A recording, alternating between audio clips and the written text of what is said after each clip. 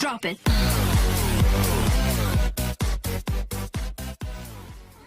हे once again Vande Mataram दोस्तों, मैं विकास वाल्या और आज ये एंड्रॉइड स्टूडियो सीरीज का पार्ट 2 का वीडियो है। यहाँ पे आपको आज बहुत कुछ सीखने को मिलने वाला है। इस वीडियो में आपके सारे बेसिक्स क्लियर हो जाएंगे एंड्रॉइड स्टूडियो से रिलेटेड। तो आप इस वीडियो को शुरू से लेकर लास्ट तक देखना और प्लीज स्किप मत करना, अदरवाइज आप बहुत कुछ मिस कर जाओगे। इस वीडियो में आपको हम एमुलेटर हो या कोडिंग कैसे करना हो या मैनिफेस्ट क्या होता है या डिजाइनिंग कैसे करना होता है, ये सारे बेसिक्स आपको क्लियर होंगे। सो आप इस वीडियो को लास्ट तक देखना। और एक और बात, इस वीडियो में मैं आपको बेसिक्स क्लियर करने नहीं जा रहा। इस वीडियो में आपके बेसिक्स क्लियर करेंगे सूर्या सर, जो कि एक एंड्रॉयड ऐप डेवलपर है, प्रोफेशनल एंड्रॉयड ऐप डेवलपर है और उनके पास 7 इयर्स का एक्सपीरियंस भी है। तो इसलिए इस वीडियो में आपको आज बहुत मजा आने वाला है, क्योंकि आप एक डेवलपर से सीखने जा रहे हो और एक डेवलपर आपके सारे बेसिक्स को अच्छे से क्लियर कर सकता है। और हमें उम्मीद है कि आपको इनसे अच्छा कोई दूसरा नहीं बता सकता, मैं भी नहीं। तो आज सूर्या सर आपके सारे बेसिक्स को क्लियर करेंगे और आपको जो भी डाउट होगा वो आप कमेंट कर लेना, वो हम क्लियर कर देंगे। तो सूर्या सर का भी एक चैनल है जहाँ पर वो जावा पढ़ाते हैं। अगर आप चाहो तो उनको विजिट कर सकते हो, लिंक डिस्क्रिप्शन में है, तो आप विजिट कर सकते हो जावा के लिए। हेलो फ्रेंड्स, मेरा नाम है सूर्या। गाइस, आप लोगों ने एंड्रॉयड स्टूडियो अपने सिस्टम में इंस्टॉल कर लिया होगा और आपने जावा का भी सेटअप बहुत अच्छे से कर लिया होगा। बट आप सोचते होंगे कि इसमें एप्लीकेशंस कैसी बनती हैं। तो आज के ट्यूटोरियल में मैं आपको एंड्रॉयड स्टूडियो अगर आपकी मशीन में इंस्टॉल हो चुका है तो उस पर एप्लीकेशन कैसे कैसे बनाना है और उसके बेसिक क्या होते हैं, जैसे मैनिफेस्ट क्या होता है, एक्सेबल क्या होता है, जावा का उसमें क्या रोल है, ग्रेडल का क्या रोल है। ऐसी बहुत सारी चीजें होती हैं जो आप मिस कर जाते हो या आपको समझ में नहीं आता है, क्योंकि एंड्रॉयड स्टूडियो को बिल्कुल हिंदी में सिखाने वाले ऐसे बहुत कम लोग आपको मिलेंगे। सो गाइस, यहाँ पे मैं आपको एंड्रॉयड स्टूडियो जब इंस्टॉल हो जाता है उसके बाद उसमें एप्लीकेशन कैसे बनाएंगे और ग्रेडल या मैनिफेस्ट या यहाँ पे लेआउट का क्या क्या यूज है, वो सारा चीज यहाँ पे मैं आपको बताने जा रहा हूँ। तो चलिए यहाँ पे स्टार्ट करते हैं। देखिए, आप एंड्रॉयड स्टूडियो जब इंस्टॉल कर लेंगे तो यहाँ पे start new Android Studio project करेंगे। Start new Android Studio project करने के बाद आप जिस टाइप की एप्लीकेशन बनाना चाहते हैं, जैसे सपोज करिए कि मुझे जोक्स की कोई एप्लीकेशन बनानी है, तो अगर आप सपोज करिए हिंदी जोक्स पॉइंट करके कोई एप्लीकेशन आपने बनाना है, तो हिंदी जोक्स पॉइंट ऐसे करके आप इसे लिख दीजिए। ठीक है। अब इसके बाद क्या होगा कि आप एप्लीकेशन जब भी क्रिएट करते हैं तो उसके पैकेज का नाम देना होता है। और पैकेज का नाम देखिए होता क्या है कि बहुत इंपॉर्टेंट होता है, क्योंकि इसी नाम से हमारी एप्लीकेशन प्ले स्टोर में पब्लिश होती है। सो आप इसे जरा ध्यान से देखिएगा। यहाँ से देखिए एडिट का ऑप्शन है और यहाँ पे जाके आप जैसे com.hindijokespodint डॉट करके आप इसे चेंज कर सकते हैं, जो भी हो बट यूनिक होना चाहिए। ठीक है। और उसके बाद यहाँ से नेक्स्ट करके, और ये देखिए बाय डिफॉल्ट जो लोकेशन यहाँ पे बता रहा है, इस लोकेशन पे यहाँ पे ये जाने वाला है, ये स्पेसिफिक प्रोजेक्ट। इसके बाद यहाँ पे आप देखिए, यहाँ पे आपको बता रहा है एंड्रॉयड स्टूडियो कि आपको एप्लीकेशन किस चीज के लिए बनानी है। आपको फोन के लिए बनाना है या वियर या टीवी या एंड्रॉयड ऑटो या ग्लास। तो मुझे बेसिकली यहाँ पे मैं आपको एंड्रॉयड स्टूडियो में आपको फोन या टैबलेट पे आपकी एप्लीकेशन को बनाना सिखाने जा रहा हूँ। तो यहाँ पे मैं ये बाय डिफॉल्ट जो सेलेक्टेड है रहने देता हूँ। और देखिए एपीआई का मतलब यहाँ पे क्या है, एपीआई का मतलब जो वर्जन्स आते हैं डिफरेंट, जैसे एंड्रॉयड का अभी जो है नोगट यहाँ पे दिखा रहा है, मार्शमेलो है, लॉलीपॉप, किटकैट, जेलीबीन, ये डिफरेंट जो अल्फाबेटिकल ऑर्डर में जितने वर्जन्स हैं वो दिखा रहा है। तो उनका एपीआई लेवल है। एपीआई का मतलब यहाँ पे आप कुछ pre defined functionality, pre defined library से समझ सकते हो, क्योंकि एंड्रॉयड स्टूडियो में आपको बहुत ज़्यादा एफर्ट नहीं लगाना। आप सोच रहे हो कि बहुत ज़्यादा कोडिंग करनी पड़ती है, नहीं, बिल्कुल। जिसको कुछ भी नहीं आता, जो बिगनर से एकदम फ्रेशर है, वो भी एंड्रॉयड स्टूडियो पे काम कर सकता है। बट वो इन सारे स्टेप्स को स्टेप बाय स्टेप फॉलो करे और देखे कि बेसिकली एप्लीकेशंस कैसे कैसे बनती हैं। तो देखिए यहाँ पे होता क्या है कि आप यहाँ पे एपीआई लेवल क्या लें, आप अब यहाँ पे सोच रहे होंगे, तो मैं आपको बताऊं एपीआई लेवल यहाँ से जो मिनिमम होता है वो लेना चाहिए, ताकि जो मैक्सिमम मार्केट है वो आप कैप्चर कर सके। देखिए जैसे मान लीजिए कि मैंने 16 लिया, तो यहाँ पे लिख रहा है 99.2% डिवाइसेस पे एप्लीकेशन चलेगी। मान लीजिए आपने एकदम बिल्कुल लेटेस्ट वाला ले लिया, जैसे आप सपोज करो आपने ले लिया नोगेट, ठीक है ना, तो ये दिखा रहा है लेस देन, यहाँ पे केवल 8%, अप्रॉक्सीमेटली 8%, 8.1% डिवाइसेस पे एप्लीकेशन चलेगी। तो आप मिनिमम एपीआई लेके ताकि मैक्सिमम मार्केट आप कैप्चर कर सकें। तो मैं यहाँ पे ना जेली बीन ही लेके चलता हूँ, क्योंकि जेली बीन मैक्सिमम डिवाइसेस में अभी चल रही है। तो 99.2% डिवाइसेस पे एग्जीक्यूट हो सकता है। तो API लेवल 16 लेके चलें, कोई दिक्कत वाली बात नहीं है। और इसे हम नेक्स्ट कर लीजिए। देखिए एप्लीकेशन में यहाँ पे एंड्रॉइड स्टूडियो में क्या होता है कि एप्लीकेशन जब आप बनाते हैं तो वहाँ पे एक स्क्रीन आती है और उस स्क्रीन को यहाँ पे एक्टिविटी बोली जाती है। सो आपको एक्टिविटी को बनाने के लिए आपको मैन्युअली बहुत ज़्यादा कोडिंग करने की ज़रूरत नहीं है यहाँ पे, राइट। सो है क्या बेसिकली है क्या यहाँ पे बहुत सारी एक्टिविटी इन्होंने बना के दे दिया हुआ है, जैसे empty activity, full screen activity, या आप ड्रॉवर अगर क्रिएट करना चाहते हैं तो ड्रॉवर वाली एक्टिविटी है ना, नेविगेशन ड्रॉवर, जैसे देखिए इस तरह से लेफ्ट साइड से स्क्रीन खुल के आएगी। तो इस टाइप का आप कुछ भी, मतलब ऐसा नहीं है कि आप बेसिक इम्पटी एक्टिविटी लेके ही काम करें, आप एक इम्पट यहाँ पे ये नेविगेशन ड्रॉवर वाली एक्टिविटी ही लेके मैं यहाँ से सेलेक्ट करके बाय डिफॉल्ट चलता हूँ, आप कुछ भी ले लीजिए आपके अकॉर्डिंगली, ठीक है। अब देखिए यहाँ पे ये कह रहा है कि ये एक एक्टिविटी का नाम होगा जिसका नाम मेन एक्टिविटी होगा और इसके करस्पॉन्डिंग एक लेआउट बनेगा जिसका नाम होगा एक्टिविटी अंडरस्कोर मेन करके। तो जो भी है यहाँ पे लेके इसे फिनिश कर दीजिए। अब होता क्या है कि आप सोच रहे होंगे एंड्रॉइड स्टूडियो इंस्टॉल हो गया है, अब इस पर काम कैसे करना है। तो देखिए यहाँ पे देखिए अब ये एप्लीकेशन बिल्ड हो रहा है, हमें काम करने के लिए कुछ भी नहीं करना। आपने देखा मैंने कुछ भी नहीं करा, एक सिंगल लाइन की कोडिंग नहीं करी, नेक्स्ट नेक्स्ट नेक्स्ट फिनिश किया। ये जो नेक्स्ट नेक्स्ट नेक्स्ट फिनिश हमने किया, इससे एप्लीकेशन अपने आप, यानी कि अगर आप इस एप्लीकेशन को अपने रियल डिवाइस में या वर्चुअल डिवाइस में कहीं पे भी चलाएंगे ना, तो ये एप्लीकेशन बाय डिफॉल्ट आपके फ़ोन में लॉन्च हो जाएगी। और इसमें जो भी बेसिक फंक्शन होगा, जैसे बेसिक कहने का मतलब हो गया कि यहाँ पे आपके सामने एक स्क्रीन आएगी जिसमें नेविगेशन ड्रॉवर आएगा, किनारे से ओपन होके आएगा, उस पर आप जो एक्शन करना चाहते हैं कर सकते हैं, बट उसके लिए थोड़ा सा आपको यहाँ पे सीखना पड़ेगा, पढ़ना पड़ेगा, राइट। सो अब आप यहाँ पे देख सकते हैं एप्लीकेशन यहाँ प्रोसेसिंग चल रही है और एप्लीकेशन आपके स्क्रीन के सामने यहाँ पे एक XML फाइल आपके सामने दिख रही होगी और साथ ही साथ उसके करस्पॉन्डिंग एक जावा फाइल भी यहाँ पे बन के आ गई है। उसके जस्ट बगल वाले टैब में यहाँ पे आप देखिए जावा भी बन गई है। सो इस एप्लीकेशन को हम लॉन्च करेंगे, लेकिन लॉन्च करने से पहले कुछ बेसिक चीज़ें होती हैं जो मैं आपको बताना चाह रहा हूँ। देखिए बेसिक चीज़ें ये होती हैं कि एप्लीकेशन, एंड्रॉयड एप्लीकेशन में आपको अगर काम करना है तो एंड्रॉयड की एप्लीकेशन को बनाने के लिए कई लोग यहाँ पे कंफ्यूज होते हैं कि सर कैसे सीखा जाए, क्या करा जाए। तो मैं आपको यहाँ पे गाइड करूंगा। देखिए होता क्या है, कई लोग पूछते हैं कि सर इसके लिए जावा आनी चाहिए, सर इसकी कोई लैंग्वेज आनी चाहिए। तो देखिए वैसे अगर मैं एक गुड प्रोग्रामिंग प्रैक्टिस की बात करूं, अगर आप एक बहुत अच्छा डेवलपर बनना चाहते हैं और बहुत अच्छी अच्छी एप्लीकेशन बनाना चाहते हैं, तो एंड्रॉयड स्टूडियो को सीखने के लिए एटलीस्ट लैंग्वेजेस तो कोई ना कोई सीख ही लेनी चाहिए। जैसे सी सीख लेना चाहिए, C++ सीख लेना चाहिए, जावा तो एटलीस्ट आज कॉमन हो चुका है, ये तो आना ही चाहिए। एंड्रॉयड स्टूडियो में यहाँ पे किस लैंग्वेज का सपोर्ट होता है पहले ये समझ लीजिए। और एंड्रॉयड स्टूडियो के बारे में एक चीज़ आप जान लीजिए कि एंड्रॉयड स्टूडियो जैसे एक प्लेटफॉर्म है, एक सॉफ्टवेयर है, और इस सॉफ्टवेयर में आपने जब इंस्टॉलेशन किया था उस टाइम पे SDK नाम का जो सॉफ्टवेयर है वो आपकी स्टूडियो के साथ प्लग्ड हो चुका है, आ चुका है। और वो SDK में बाय डिफ़ॉल्ट जो सपोर्ट होता है ये अभी हमें जावा लैंग्वेज का मिलता है। तो SDK जो नाम का सॉफ्टवेयर होता है वो जावा प्लेटफॉर्म के लिए होता है और वो जावा लैंग्वेज को सपोर्ट करता है। लेकिन अगर एक NDK करके सॉफ्टवेयर आता है, अगर आपने एंड्रॉयड स्टूडियो में NDK डाल दिया तो आप C++ में एंड्रॉयड स्टूडियो में आप डेवलपमेंट कर सकते हैं। और सपोज करिए कि अगर हम गूगल आयो की बात करें तो उसने अभी कोटलिन को अपना एक प्राइमरी लैंग्वेज बना दिया है, उसने प्राइमरी लैंग्वेज उसने उसे लॉन्च कर लिया है। तो अगर आप एंड्रॉयड एप्लीकेशन डेवलपमेंट कोटलिन में करना चाहते हैं तो इसके लिए आपको क्या करना पड़ेगा, कहीं ना कहीं अपनी इस पर्टिकुलर सिस्टम में बस एंड्रॉयड स्टूडियो 3 आप इंस्टॉल करिए, उसमें कोटलिन का बाय डिफॉल्ट सपोर्ट होता है। तो आपको उसके लिए भी एडिशनली कुछ भी लाने की जरूरत नहीं है। तो देखिए मैं आपको यहाँ पे एक चीज़ क्लियर कर देना चाहता हूँ कि यहाँ पे एंड्रॉयड स्टूडियो में स्पेशली दो चीज़ों का अभी यहाँ पे यूज़ है। पहला चीज़ एक जावा का और दूसरा एक XML का।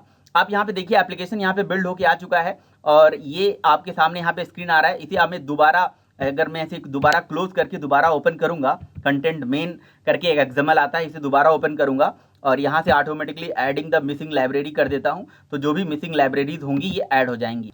सो गाइज इस तरह से आप देख सकते हैं बिल्कुल एक बेसिक सा यहाँ पे एक्टिविटी जिसमें हेलो वर्ल्ड लिखा हुआ है ये आपके सामने यहाँ पे स्क्रीन में दिख रहा है।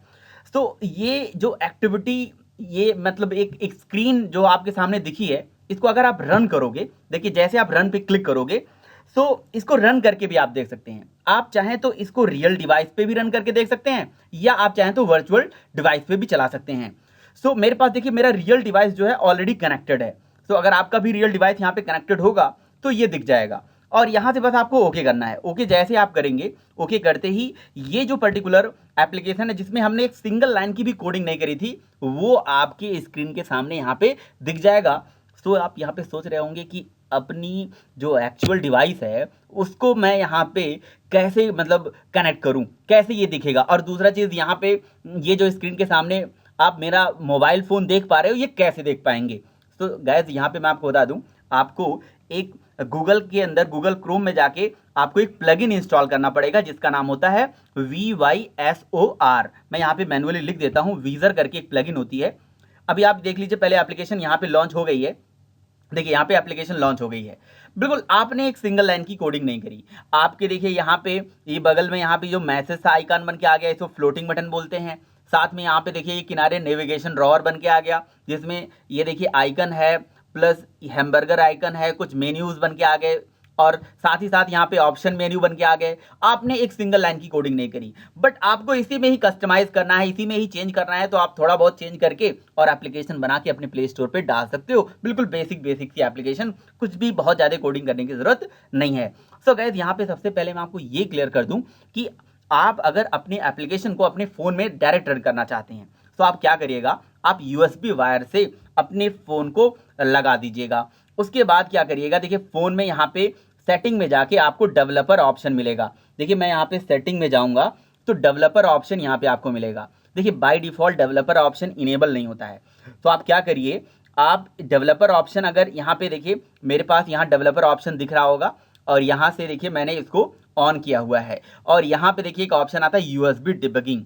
तो आप समहाउ आपका जो भी फ़ोन का मॉडल है, जैसे सपोज करो कि आपके पास Note 5 है, आप MI का Note 5 है, आप उसको उसका USB डिबगिंग देखना चाहते हो, वो आपको यहाँ developer option by default enable नहीं मिलेगा।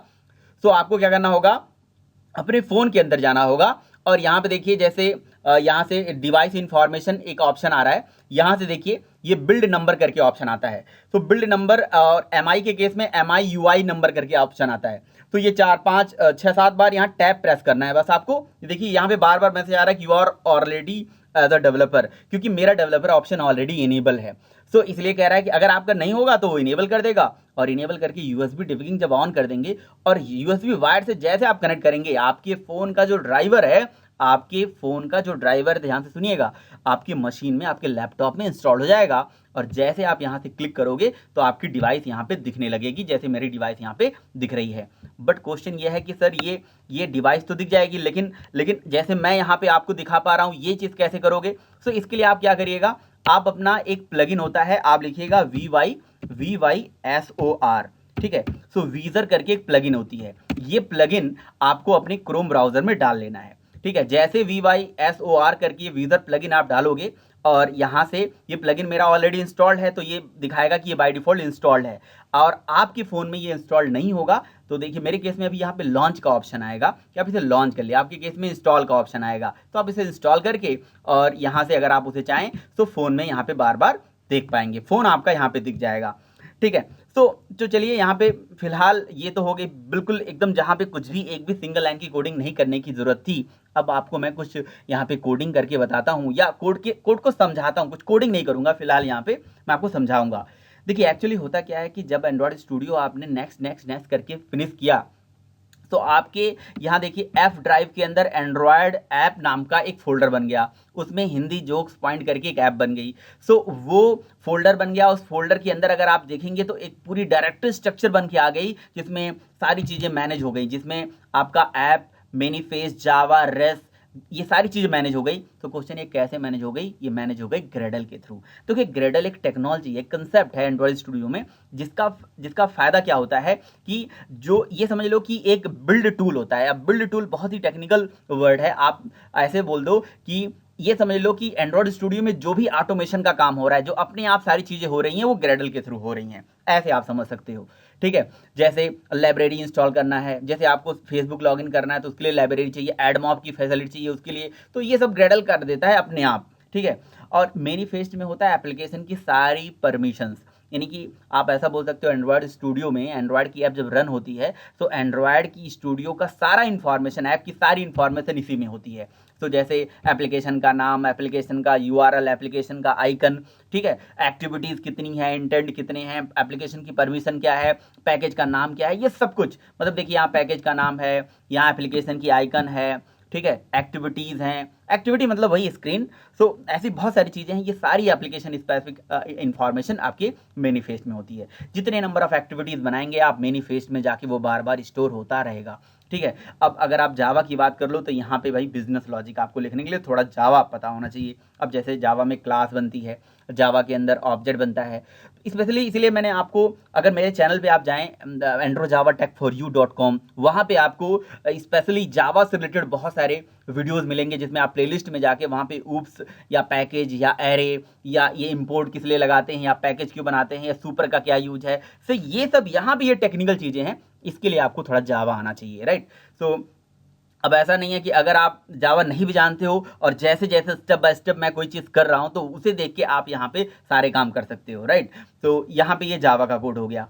बाकी देखिए एप्लीकेशन में जितनी भी डिज़ाइनिंग का काम होता है, डिज़ाइनिंग स्पेसिफिक जितने भी काम होते हैं वो सब यहाँ पे एक्सएमएल के अंदर होता है, लेआउट के अंदर होता है। तो ये जो एक्सएमएल में देखिए यहाँ पे तो मैंने एक नेविगेशन ड्रॉर वाली एक्टिविटी लिया था, इसलिए बहुत सारी एक्सएमएल यहाँ पे इंक्लूड होके आ गया है। बाय डिफॉल्ट इसका कंटेंट मेन डॉट एक्सएमएल है। इसमें टैग बेसिस पे काम होता है। जैसे देखिए यहाँ पे एक टेक्स्ट व्यू में एक टेक्स्ट करके यहाँ टैग लिया गया है। अब अगर आप यहाँ पे इसे हटा दीजिए और यहाँ पे लगा दीजिए बटन, ठीक है, तो यहाँ से जो टेक्स्ट व्यू था वो टेक्स्ट व्यू हट जाएगा और वहाँ पे बटन आ जाएगा। अब आप यहाँ पे देख सकते हैं कि हेलो वर्ल्ड का ये बिल्कुल वही टेक्स्ट व्यू एक बटन के फॉर्म में कन्वर्ट हो गया। तो यहाँ पे एक्सएमएल में क्या होता है कि भाई आपको टैग बेसिस पे चीज़ें करनी होती है। जैसे आपको बटन बनाने के लिए बटन टैग होता है, टेक्स्ट फील्ड बनाने के लिए टेक्स्ट फील्ड का टैग होता है, ऐसे रेडियो बटन, चेक बॉक्स, जो भी चीज़ें आपको यहाँ पे डिज़ाइन करना है उसके लिए आपको टैग यहाँ पे समझना पड़ेगा, टैग आपको याद करने पड़ेंगे। बहुत सारे टैग ऐसे होते हैं जिस टैग को आप रियल वर्ल्ड में यूज करोगे। जैसे आप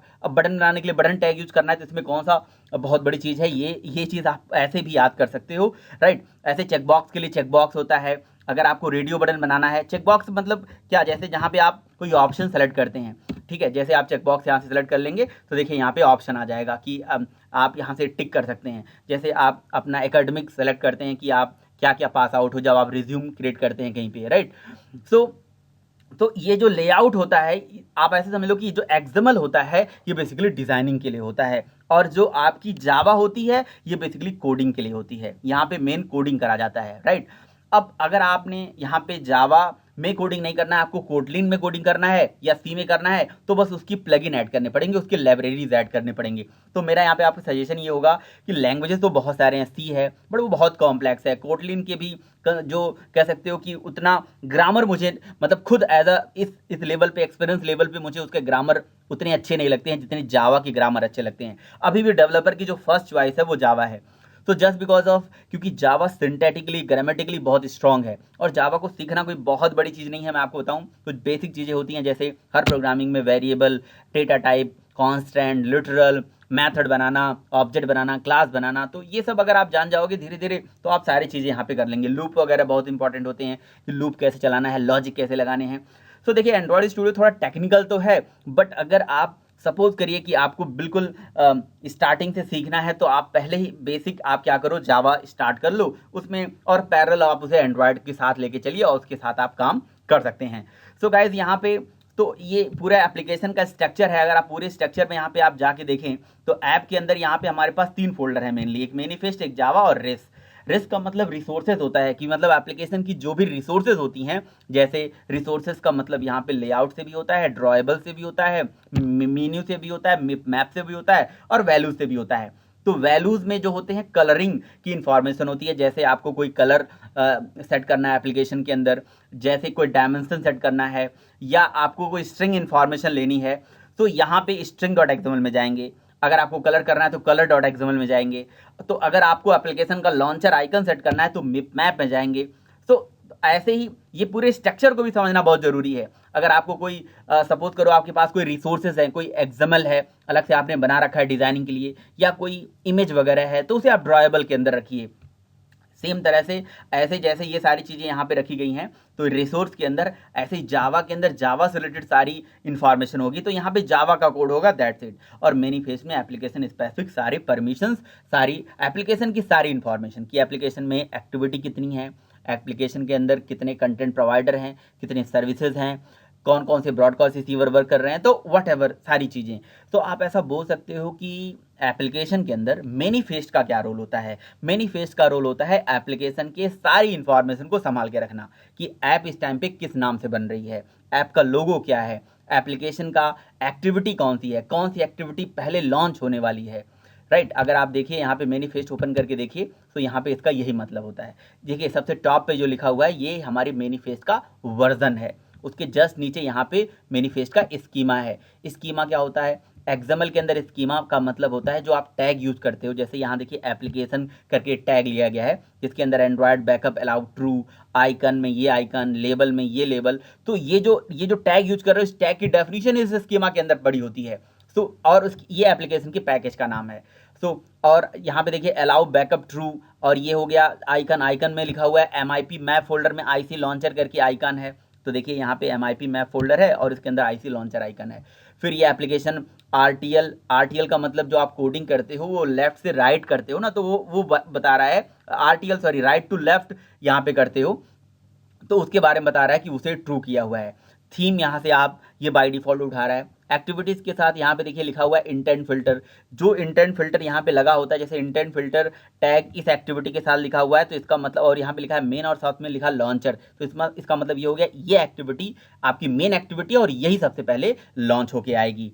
ठीक है, तो ये एप्लीकेशन में और बहुत सारी चीज़ें होती हैं, धीरे धीरे आप सीखोगे तो समझ में आएगा मैनिफेस्ट में क्या क्या चीज़ें होती हैं। एप्लीकेशन स्पेसिफिक सारी इन्फॉर्मेशन होती हैं और एंड्रॉयड का जो रन टाइम होता है वो यहीं से सारी इन्फॉर्मेशन को रीड करके और उसके बाद मेन एक्टिविटी में जाता है और मेन एक्टिविटी को यहाँ पे एक क्लास है, ये बेसिकली इस क्लास का ऑब्जेक्ट बना के इसको लोड करके इसको रन करता है। देन उसके बाद उसका ऑन क्रिएट मेथड चला के और इसको देखो यहाँ से आप सेट कंटेंट व्यू मेथड से इस एक्टिविटी एक्सएमएल में चला जाता है। तो इसका मतलब मैनिफेस्ट से जावा और जावा से एक्सएमएल, और हर जावा के साथ ये वाला टैग लगा होता है, ठीक है, सेट कंटेंट व्यू वाला। इस टैग से वो अपनी एक्सएमएल को ओपन कर देता है। उस एक्सएमएल में जो कुछ भी डिजाइनिंग करोगे, फॉर एग्जांपल जैसे सपोज करो कि इस एक्सएमएल को आप ओपन करो, यहाँ से कंट्रोल के साथ जैसे मैं इस पर क्लिक करूंगा तो आप यहाँ पे देख सकते हैं कि इसके साथ एक इंक्लूड करके टैग लगा हुआ है, क्योंकि इसके अंदर एक और मतलब लेआउट इंक्लूड हुई है और उसके अंदर देखिए टूल बार है और बहुत सारी चीज़ें हैं। साथ ही साथ यहाँ कंटेंट मेन एक इंक्लूड हुआ है,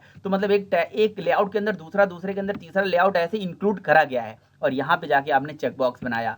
नीचे आप अगर कुछ भी बनाना चाहते हैं तो इसके देखिए दो मोड होते हैं, एक देखिए डिज़ाइन मोड होता है और एक टेक्स्ट मोड होता है।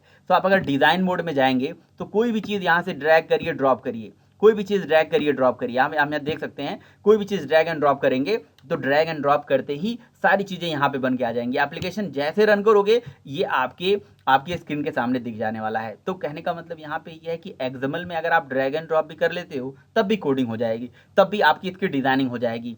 बट इसका एक प्रॉपर फॉर्मेट है, वो प्रॉपर फॉर्मेट देखिए एक सिंगल वीडियो में आपको नहीं बताया जा सकता है। इसके लिए आपको बहुत सारे सीरीज़ बनाने पड़ेंगे, बहुत सारे मुझे कंसेप्ट समझाने पड़ेंगे आपको कैसे कैसे इन सारी चीज़ों के बारे में बताया जाए। तो ये बिल्कुल एक इंट्रोडक्टरी वीडियो था जिसमें मैंने आपको ये सारी चीज़ें बताई हैं।